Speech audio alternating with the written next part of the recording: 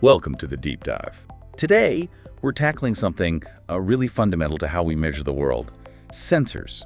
Specifically, load cells. Exactly, load cells, and how they talk to us. Basically, is it digital or is it analog output? We've got some great material you sent in, and well, our mission today is to cut through the jargon, find some maybe surprising stuff, and help you figure out when to use which one, for the best data.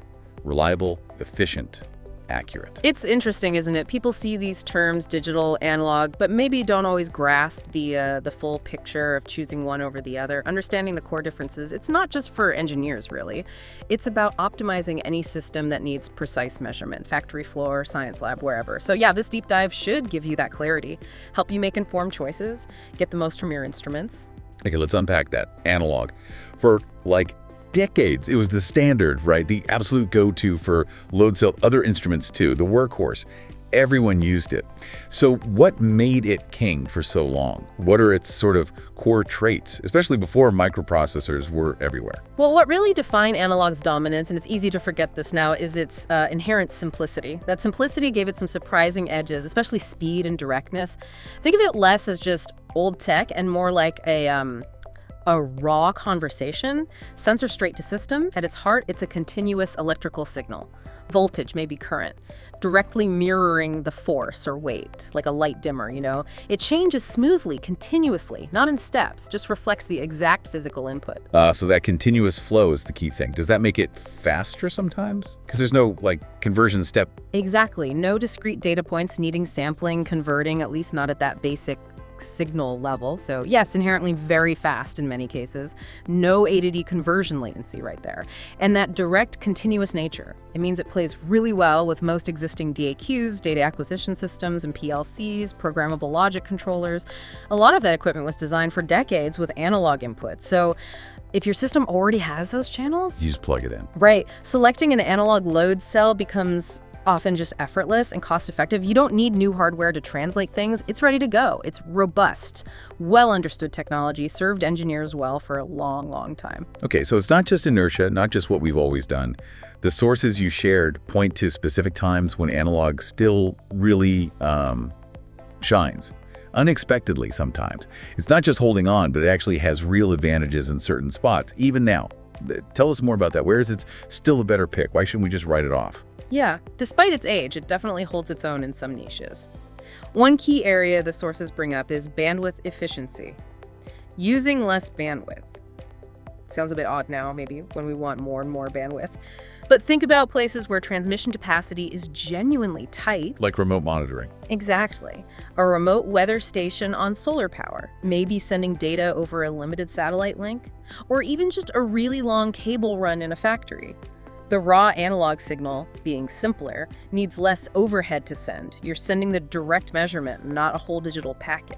Gets the core info across efficiently, saves bandwidth, saves power. That's a brilliant point about those resource-limited situations. Hadn't quite framed it that way. What about systems that aren't, brand new? Precisely. That's where practicality kicks in. Smaller setups, maybe just one load cell on a test bench, or dealing with legacy gear, older machines, older DAQs, systems where a full digital upgrade just isn't practical or frankly worth the cost.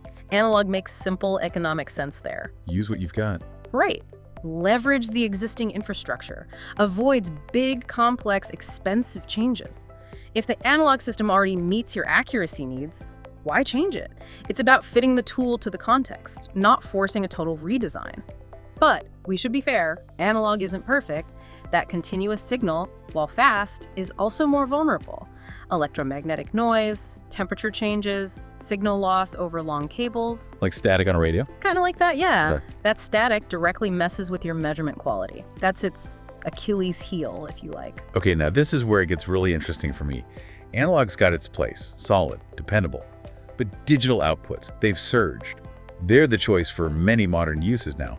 It sounds like digital basically came along to fix those analog problems you just mentioned, noise, signal integrity. Yeah, largely. So what advancements did digital bring? What made it so compelling that it caused this big shift? If you step back a bit, digital's rise is Well, it's directly tied to solving those fundamental challenges analog struggles with. With digital, you get significantly higher accuracy, much better resolution in the data. And that's not just a slightly nicer number. It can be the difference between, say, spotting a tiny crack before it fails catastrophically, or controlling a delicate process where tiny fractions matter. Right. Digital takes that smooth analog signal and turns it into discrete numbers. Ones and zeros, essentially. But it's more than that. It defines precise, unambiguous states, and those states are way more resilient to the electrical noise that can just wash over and distort an analog signal.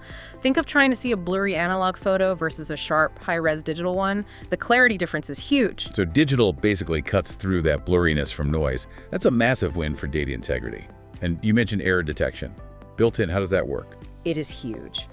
Unlike analog, where noise directly changes the voltage, changing the reading, a digital signal isn't easily thrown off. It's either a 1 or a 0.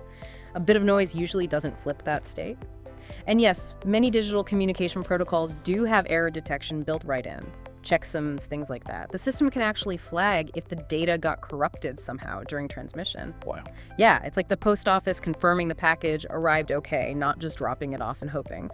Analog can't do that on its own. Errors could just slip through unnoticed, so you get cleaner, more reliable, verifiable data. Critical for safety, critical for precision. Those are massive technical pluses. Yeah. Better accuracy, noise immunity, error checking. Huge for data quality. But what about the practical side? System level stuff. Installation, expansion. How does digital make life easier there, especially for bigger setups? This is where digital really pulls ahead for larger, more complex systems. Scalability. It scales incredibly well. Instead of running a separate shielded cable for every single analog sensor back to the DAQ, which, believe me, gets messy fast. Cable spaghetti. Exactly. With digital, you can often daisy chain multiple sensors, put them all on a single cable run.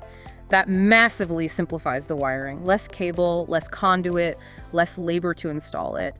Think about a big factory floor, dozens, maybe hundreds of sensors. The savings in time, materials, and even future maintenance can be enormous. It's about that total cost of ownership, not just the sensor price tag. That's a powerful efficiency argument. And I guess linking into existing factory networks is another piece of that, right? Getting the data flowing easily. You're spot on. Digital load cells often plug right into standard industrial networks. Ethernet IT, Profinet, CAN bus, EtherCAT. The digital highway is already running in plants, so the load cell data speaks the same language as the PLCs, the HMIs, everything else on the network. Seamless integration. Pretty much. Streamlines data flow, control, monitoring. No need for extra converters or gateways usually. It simplifies data access, remote checks, even things like predictive maintenance. And another point. While analog often needs careful calibration, can drift over time, many digital systems have remote calibration features, internal diagnostics, simpler upkeep. Now, digital isn't perfect either, mind you. That conversion can add tiny bits of latency, which might matter in super high-speed applications. And the sensors themselves can be more complex, maybe cost more upfront. Okay, so bringing it all together, for someone listening, trying to decide which way to go for their project, it really sounds like it's not about better or worse overall. It's about carefully matching the tech to the job. So what are the key questions? What should you be asking yourself to make the right call? That really is the core question, isn't it? How do you navigate this? The sources all stress. It depends entirely on your specific application and what you already have. You need to weigh a few critical things. First, new system or existing one. Do you already have, say, a CAN bus or EtherCAT network running? Because if you do, digital might just plug right in. Exactly. If that digital highway is already there, digital outputs are probably the most logical, most efficient way to integrate. They're built for that communication. Okay, but what if you're not building a new network? Good point. Second, what about your current DAQ or PLC? Does it already have available analog input channels? If your existing hardware is set up for analog, well, sticking with analog might be the cheapest, most straightforward route. Use what you've got. Makes sense. Third, how many sensors? One simple measurement. Analog might be fine, maybe even simpler, but dozens, hundreds across a plant. The scaling benefits of digital, less wiring, easier install, less troubleshooting, they really start to stack up dramatically. And budget. Always comes down to budget, doesn't it? Not just a purchase price. Precisely. Which brings us to the final, maybe biggest point. What's your budget for hardware and installation? And what are your long-term maintenance plans? Digital sensors might cost more per unit initially, but the savings on wiring, installation time, may be easier maintenance for big systems that can often mean a lower total cost of ownership over the system's life. So basically for larger, scalable systems needing top data integrity, noise immunity, network integration, digital often wins on efficiency and robustness. But for smaller systems, existing setups, places with tight bandwidth, legacy gear, analog is still perfectly reliable, often simpler, and can be more economical. It's a pragmatic choice, not a dogma. So, bottom line, understand your goals, your environment, your budget. Align the technology with those specifics. That's how you get reliable, efficient data. Understand the whole picture. Make a strategic call. That was a really insightful deep dive into the digital versus analog world for load cells. It's clear, isn't it? Both are powerful tools. Both have their sweet spots. There's no single best. And that's key. The takeaway for you listening is don't just follow the hype for one over the other. Think carefully. Your needs, your current setup, what the application demands. Make that choice deliberately.